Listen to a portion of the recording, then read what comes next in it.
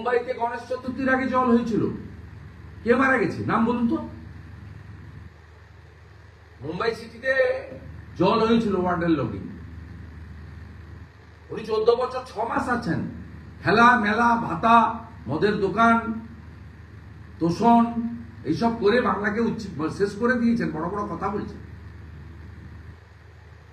এটা ছাড়া হবে না, এটা চলবে, পুজোও চলবে, সাথে সাথে এর প্রতিবাদও হবে। মুখ্যমন্ত্রী আরো বলছেন যে ডিবিসির জন্য তাই ডিবিসি মেশিন না করার জন্য ডিবিসির সঙ্গে সম্পর্ক কি? এ তো অদ্ভুত কথাবার্তা। আপনারা টিভিতেও ওইসব দেখান, উনি ফিড দেন, এগুলো দেখান আপনারা। আপনারা টক শো বসাচ্ছেন না কেন?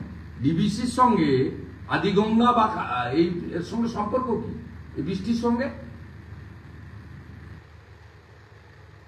ডিবিসি এলাকার মধ্যে পড়ে না। ডিবিসি এলাকা তো চিহ্নিত নিম্ন দামোদর এলাকা।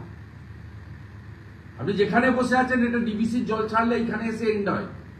এই রূপনারায়ণে এসে, এখানে কংসাবতী থেকে রূপনারায়ণে এসে, হলদি নদীতে এসে বঙ্গোপসাগরের মোহনাতে আমরা বসে আপনাদেরকে বাইট দিচ্ছি।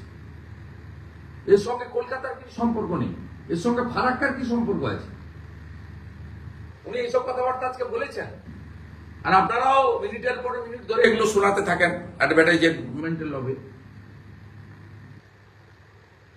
বাংলাকে বাঁচাতে গেলে শুধুমাত্র বিরোধী রাজনৈতিক দল নয়, সংবাদ মাধ্যমেরও গুরুত্বপূর্ণ ভূমিকা রয়েছে। আজকে 10 জন সহনাগরিককে আমরা হারালাম, এদের কি অপরাধ ছিল?